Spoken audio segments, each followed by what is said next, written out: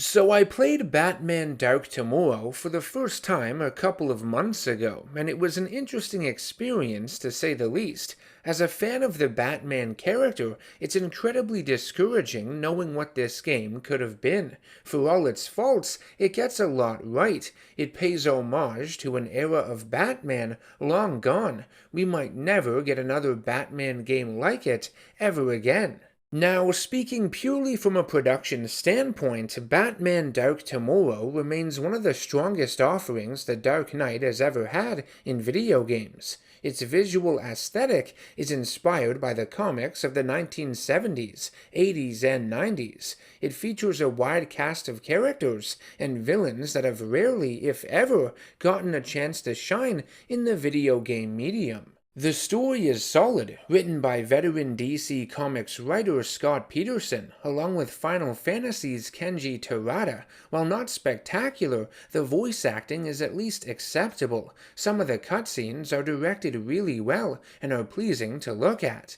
The game has an orchestral score by the Royal Philharmonic Orchestra, which makes everything in it feel grand. The end credits even feature an original song by Vietnamese-American singer Trish Thuy Trang called In the Eyes of the Hero. While it doesn't entirely suit Batman, it's still pretty damn epic and emotional regardless. Sadly, due to the game's poor reception, the song has been essentially lost to the annals of time. There are no lyric videos, no music videos or footage of live performances. There's very little information on it online. It also doesn't help that most people who played this game never got to see the end credits and listen to it in full, but I'll get to that later.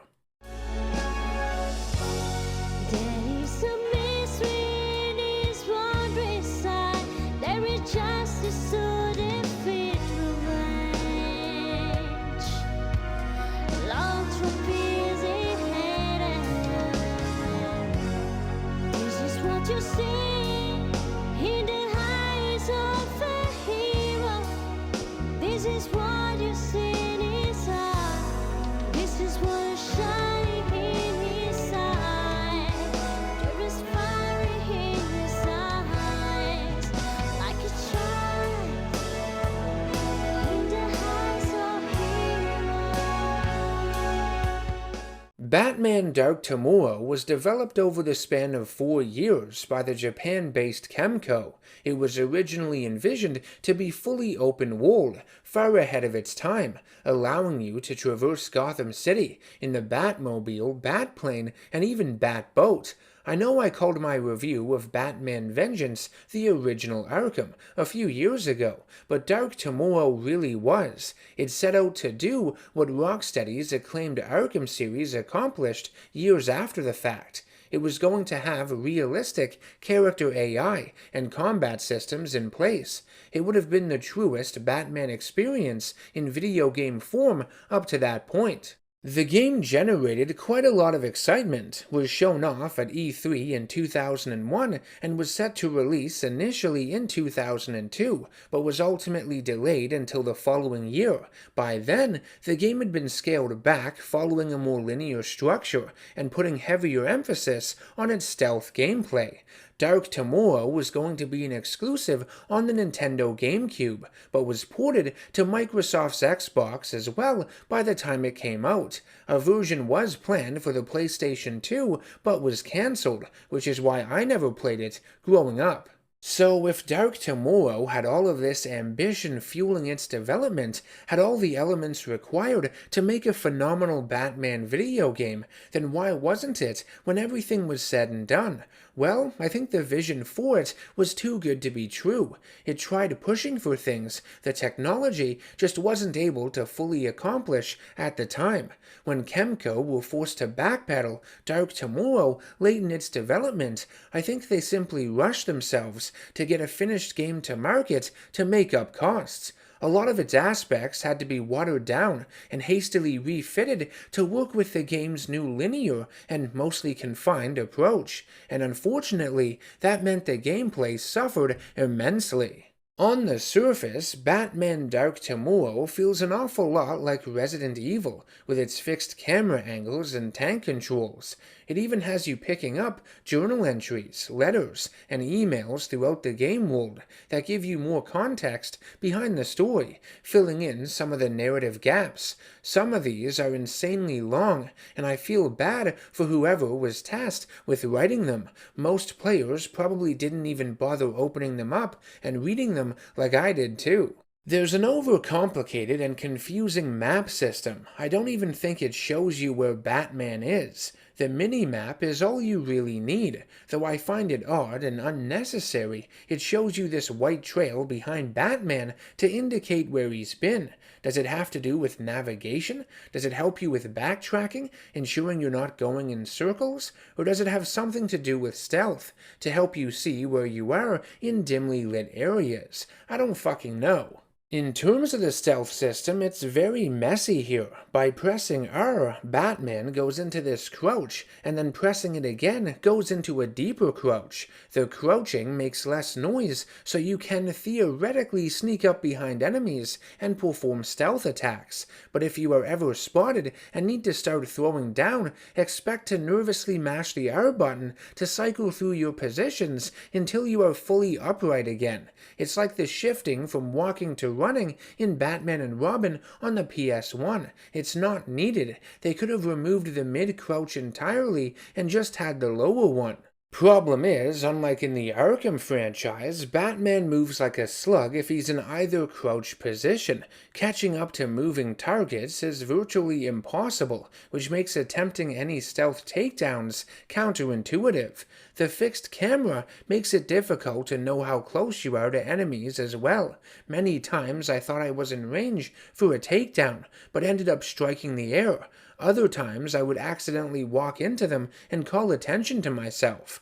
I also find the stealth attacks in general to be extremely goofy looking. One is a Looney Tunes-esque club to the top of the head, and the other makes it look like Batman is stabbing the criminal in the chest with an invisible knife. 9 times out of 10, doing the stealth attacks tended to alert nearby enemies anyways, so what's even the point of doing them?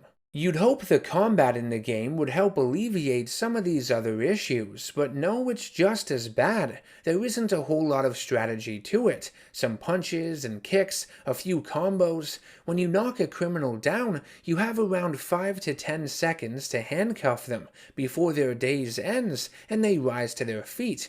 I know Batman has a no-killing rule, but having to constantly stop what you're doing to handcuff foes and watch that animation over and over again really ruins the flow of the action. Batman Vengeance had utilized a similar handcuff mechanic. I didn't mind it at all there, but here in Dark Tomorrow, there is a much greater emphasis on it. It gets old really fast. Aside from a crouching roll and a backflip you can do while standing, the game doesn't really feature a block move, so you can find yourself stun-locked when you're ganged up on by multiple enemies. You can also be struck when trying to handcuff someone, interrupting the animation and forcing you to attempt it again. Thankfully, if you are ever knocked down, you can perform a sweeping kick that can floor multiple foes if they are close enough. You have far too many gadgets in this game if I'm being honest. Most of them rarely serve a purpose. Batarangs can be used to knock down enemies or spin security cameras to face the wall in stealth areas. Smoke bombs will cause the bad guys to cough so you can get in close for a strike. The universal tool helps you access computers and pick certain locks. It's also vital during the endgame, which I will get to in a few minutes. The bat cable is used to swing across rooftops. Batman does this super excessive backwards front flip whenever you release it. It's fucking ridiculous. I mean, look at this thing. How on earth are you supposed to take it seriously? The bat grapple works similarly to the bat cable, just that you can manually increase and decrease your height with it, assuming, of course, you have something above you it can latch onto. I always assumed Batman Dark Tomorrow would be a difficult game to complete, but it's actually mindlessly simple. Sure, there are some clunky gameplay mechanics you have to endure, but they can be easily cheesed. For starters, Batman has a first aid kit in his inventory that heals you from damage. If you keep it selected during the tougher encounters, if your health ever drops to 0, the first aid kit will automatically replenish it, as long as you have hit points remaining in it, that is. Whenever the screen fades to black when you reach a new area, that's a checkpoint. So if you die, that's where you'll respawn with your first aid gadget fully recharged. You can select between 3 different loadouts every time you respawn, giving you varying amounts of batarangs, smoke bombs, and first aid kit healing points. There aren't any real loading screens in this game either, so everything is really fast. I said there are tougher encounters in this game, but labeling them that is being generous. Nothing ever prevents you from just running past enemies to go through a door or reach the next cinematic. Even the boss battles that keep you in one location are a breeze. The AI is very dumb and exploitable. You just mash the attack buttons until they're rendered unconscious. Alright, so the story of this game is surprisingly decent. It centers around Batman taking on Ra's al Ghul and his League of Assassins. Ra's and his daughter Talia would seize control of a weaponized satellite targeting Gotham City. We cut to Wayne Manor, where Bruce Wayne is gazing out the window in a cozy sweater. He proceeds to walk through his study and stare at the portrait of his parents, thinking back to the night they were murdered. The flashback we get here is one of the most awkward renditions of the events I've ever seen. Thomas Wayne makes a stupid face as he's shot, and Martha pushes Bruce out of the way, looking as though she's broken her son's neck in the process. I do like how it zooms in on the pocket watch, showing their exact time of death. The same time Bruce sets the grandfather clock too in order to enter the Batcave every night. Bruce then walks down the steps into the cave. Instead of an elaborate suit-up sequence, the game goes the lazy route and just has a spinning close-up transition of his face. I absolutely fucking love the design for the Batmobile in Dark Tomorrow, though. It's a modernized take on the ones he drove in the comics in the 1970s and 80s. It only appears in the cinematics. You don't get to drive it, but at least we get plenty of interior and exterior shots of it throughout the game. Batman meets with Commissioner Gordon, who tells him about an ongoing gang war in Gazette Square between Black Mask's false-facers and mobsters led by the dummy Scarface. Someone has been supplying weapons to both factions. The actor providing the voice for Batman in Dark Tomorrow is named Julian Fletcher. He doesn't have a lot of major acting credits to his name. In fact, a lot of the voice actors in this game haven't gone on to do much else of note. I think it was a way for Kemco to save some money on its development, not using any big names. Around the same time as Dark Tomorrow, Fletcher had bit parts in other games like Manhunt and Red Dead Revolver. To be frank, I don't think Fletcher's Batman is that bad. It's a little bland, far from the best, but also far from terrible. It gets the job done and grows on you by the game's end. Jim. It's about time. Sorry I'm late. Where is he? Don't worry. He's been taken care of. Nice work. Thanks. I'll contact Robin and Batgirl. They'll help your men clean up here. You're not staying? I'm afraid our situation has just gotten much worse. I'll fill you in another time. Oracle. Talk to me. I've got the commissioner. He's fine. Thank you. Thank you.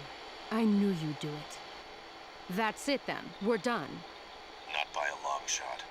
The Joker was just a red herring. It's Ra's al Ghul. Oh no. This is now a global threat. What do you want me to do?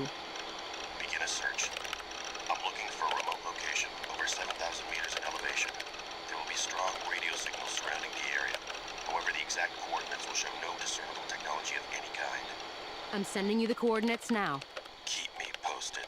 I think the whole gang war angle within Gotham City is cool, and starts the story off with a bang, throwing you right into the thick of it. Roman Sionis, Black Mask, is the first villain you go up against. He has a more traditional gangster appearance, akin to his earlier stories in the comics. You fight him in a warehouse, as he shoots at you with his dual handguns. After that, Batman heads to the docks to take on the ventriloquist and Scarface. There's no actual boss battle against them. You just have to reach the rooftop they're on by dodging a large hook from a crane. In the cutscene that follows, Batman swings a hook on a cable to behead Scarface, and then shuts his mouth by throwing a fish in it. It's funny. I'm glad the developers paid attention to detail, had Scarface replace all of his B's with G's, just like he does in the comics. We were simply...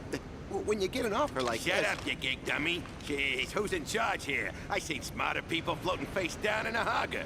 I eat mugs like you for breakfast. I own this city, and don't you forget it. Just because I ain't a gov taking some help, don't mean different. Enough.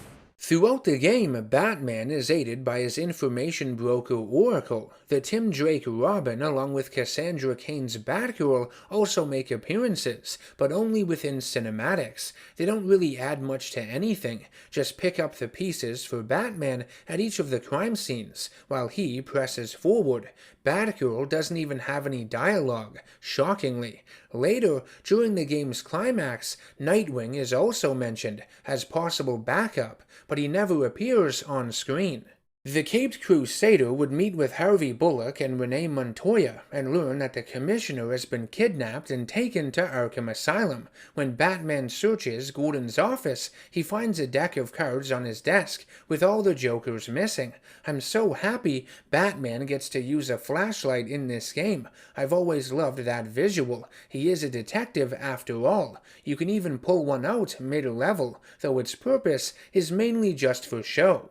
To infiltrate Arkham, currently under lockdown because Joker has taken it over and released its inmates, where have I heard that before, Batman goes underground through the sewers. Oracle informs him about an access point through the steelworks, the abandoned Talbot factory, possibly a reference to 90s Batman writer Brian Talbot. The sewers are a bit like a maze. You can barely see anything because the game is so dark. It does give you a night vision mode though, kinda helps, but it's also only in first person, which is clumsy. Eventually, you get ambushed by a large group of sewer rats. These are annoying. Make sure to crouch fully while kicking or you'll never damage them.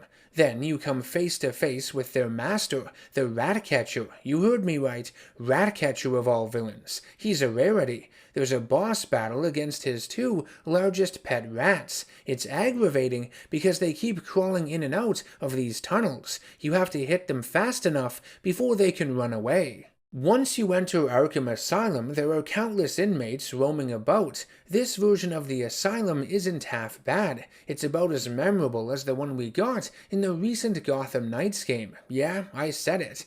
Killer Croc had escaped and locked one of his doctors, Dr. McKee, inside his cell, with plans to return later to feed on her.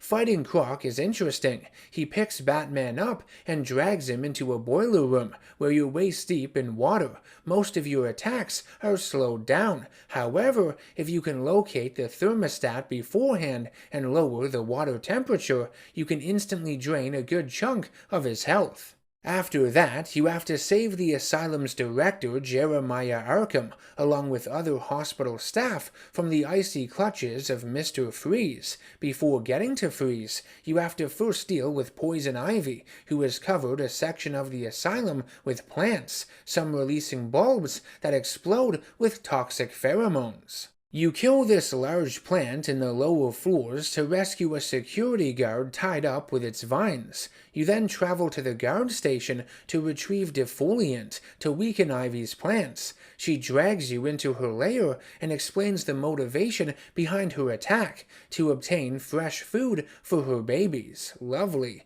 The boss battle with Ivy's plant monster is the worst in the entire game, bar none. You literally stand right up next to it and then mash the attack buttons. It barely does anything to swat you away. You just hear Ivy scream no in the background. Powerless. It's dreadful. Afterwards, Batman just chains her to a wall and leaves her to rot.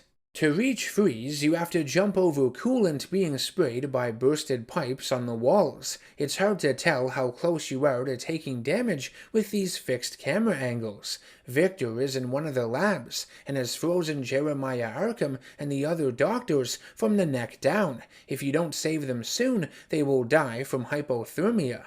I love Freeze's suit in this game, very old school, bulkier looking with large tanks on his back. His boss fight functions like all the others. Punch and kick him a few times until he falls to the ground, wait until he gets up, and do it again. At least his suit releases cryo-fuel, which is a neat visual, and he can turn you into an ice cube with his freeze gun. You need to mash buttons to escape, or he'll just walk over and pimp slap the shit out of you. When he's defeated, he gets turned to ice, though it doesn't show you how, calls it the ultimate irony, and makes vague reference to his tragic backstory with his wife. The rest of the escaped inmates at Arkham have pledged their allegiance to the Joker and have altered their prison uniforms to honor him. Batman finds what he believes to be Jim Gordon hanging around the waist by a rope, only for it to be revealed as the delightful Mr. Zsasz, who comes at you with his dual knives. I actually found this fight to be a lot more engaging than the others, because not only did its existence take me off guard, but Zsasz blocked my attacks more than I was expecting him to. I had to use some effort, some I tell you. Batman makes it to the main tower of the asylum. Joker is at the top playing the organ. This section has you defending Commissioner Gordon as he's tied to a chair in the center of the room, with deranged inmates dropping from the higher floors above you to kill him. Alan Enlow voices Joker in the game. Much like the rest of the character voices in Dark Tomorrow, his performance is nothing special when compared to some of the other legendary versions of the Clown Prince of Crime we've heard over the years, but it's playful and crazy sounding enough. That's all I really ask from a Joker performance at this point. You don't need to go overboard and be pretentious with it. And now for what's behind door number 2. Commissioner, On the nosy. Say, you're good at this. you're not.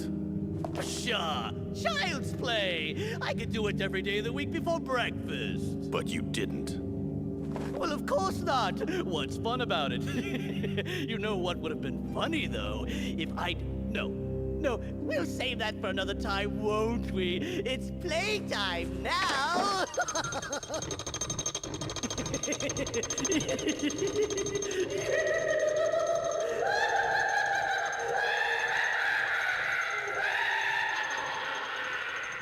I find it fascinating that when Batman tells his archenemy he knows he wasn't the real mastermind behind the Arkham takeover, Joker cleanly admits to it and says it wouldn't be fun to do something like that. I think a certain critically acclaimed video game released in 2009 would beg to differ. Joker seemed to have a blast in it. No, Joker wasn't behind it all. It wasn't his idea to kidnap Gordon. It was all the brainchild of Ra's al Ghul. Ra's wanted to keep Batman busy while he put in place his latest scheme of world domination. With the help of Oracle, Batman would locate Ra's castle fortress in the Himalayas and fly to it in the Batplane.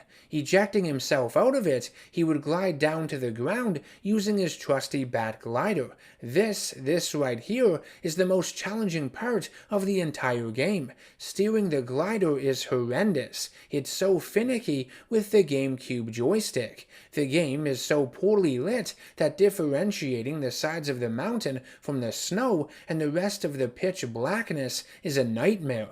I found it easiest to focus most of my attention on the mini-map in the top right-hand corner. Finally, it has proved useful.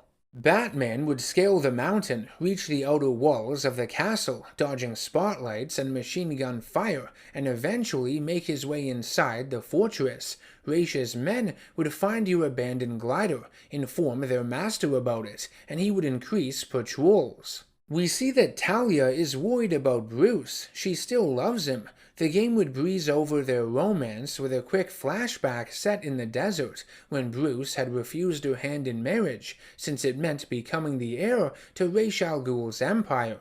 The cutscene looks really good, but doesn't do their relationship justice, seeing as it's all we get, which is a shame. Beloved, why do you refuse me? You know that you are the only man for me. Don't you mean the only man your father approves of? My father has never hidden the fact that he wants you to be his successor. You are the only man capable of being his heir, the only one worthy of his empire. You are the only one worthy of me. No.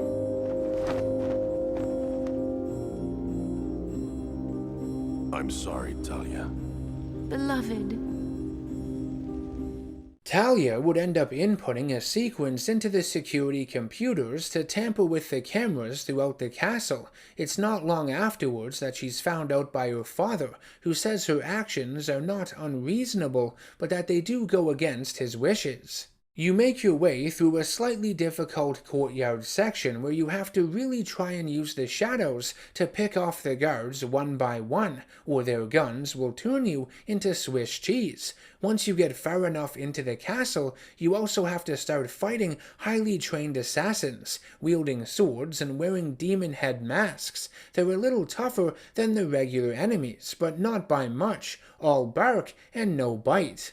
So here we go, the endgame, what I believe sealed this game's fate upon release above all its other issues. You enter a hidden chamber, walking into the third demon head as you take on the final boss gauntlet. First are two of Raish's elite guards. The second is his personal bodyguard Ubu, which might be the hardest boss in the entire game if I'm being honest. Once his health drops to half, he blocks pretty much all of your regular attacks, but you can use some of your gadgets and run back and forth, spamming your jumping kick to knock him down. It just takes forever. The final obstacle of Dark Tomorrow is of course Ra's al Ghul himself, voiced by Don Leslie. He tells Batman that he's had large bombs planted at locations all around the globe. When they're detonated, they will cause chunks of glacial ice to fall into the ocean. Tsunamis will occur and destroy every coastal city on the planet. He name-drops several, including Gotham and Metropolis. Millions, if not billions, will perish, but the Earth will heal. There will be an abundance of resources for the survivors. Pollution levels will be cut in half, and Ra's will take his rightful place as the planet's ruler. The Earth will be renewed, and at last, mankind will have seen the error of its ways, and it will be prepared to accept me as its ruler, once they have seen the glory of the new world. Finally, after centuries, there will be a bright tomorrow, filled with hope and tranquility.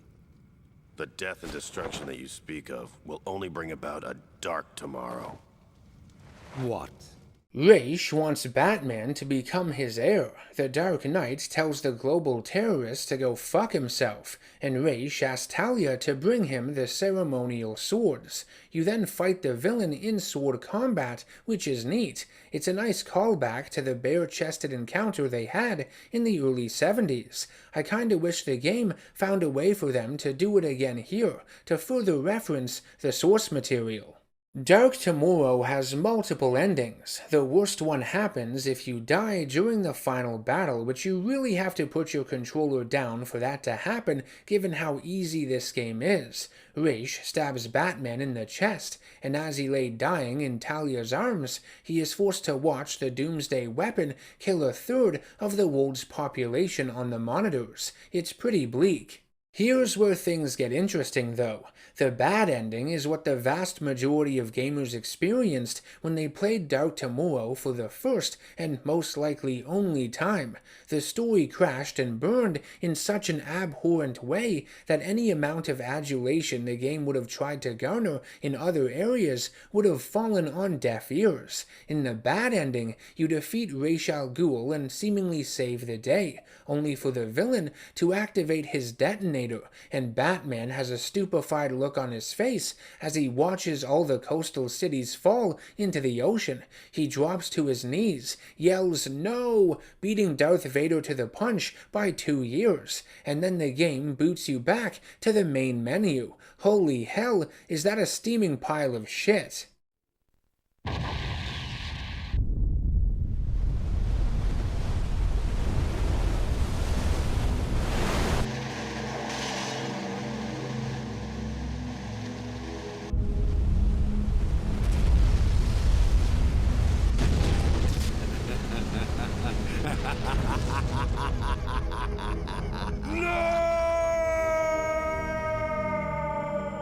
To get the game's best ending, you have to do something it doesn't tell you to do. In the Chamber of Demon Heads, there's a fourth one off screen a little bit. You need to enter this one before you enter the third one and complete the boss gauntlet. The fourth head leads you to a secret laboratory. After knocking out and handcuffing all of the lab technicians, drop down the side of the machine in the middle of the room, emitting steam from it. Underneath, there's a series of control panels. Walk in front of the one with the blinking red light and use your universal tool on it. A computer screen will pop up. You'll be asked to download data, select yes, and wait a few seconds. It will then ask you to override and disengage the weapon's control system.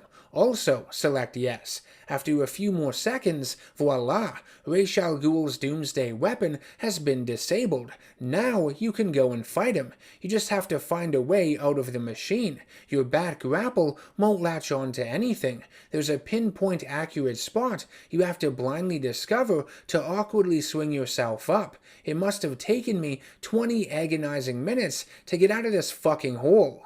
Once you beat Ra's after disarming his device, he will go to trigger the bombs, but his detonator won't work. Ubu attempts to kill Batman using the sword he threw away, but the hero dodges it, and Ra's is impaled instead. The villain's castle collapses and explodes. Talia and Ubu place Ra's body in a Lazarus pit, and he comes back from the dead. The end credits roll, you hear that sadly forgotten song, and you realize this game was made in the memory of someone. Oof.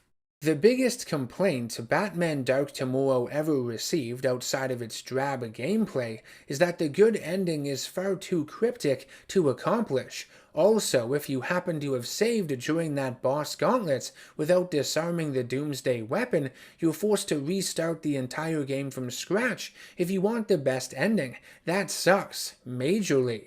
But I'm gonna go out on a limb here and say that Batman Dark Tomorrow has one of the most unique, epic, and realistic endings to any superhero game I've played. It stacks the deck firmly against you. It effectively illustrates the immense threat level of Ra's al Ghul's plan that endangers a large portion of humanity. It doesn't pull its punches. It doesn't hold your hand so you can effortlessly overcome this ultimate jeopardy. Without sounding too mean, and maybe I have no right in saying this, having never played this game when it first came out, but I don't know who in their right mind would have assumed the bad ending was the true ending. Did no one think that maybe they had to do something else before running headlong into that final battle? Did no one wonder why there were other demon head tunnels in that chamber? What they might have led to? Disarming the Doomsday device isn't that complicated. I like how realistic the hacking sequence is made out to be,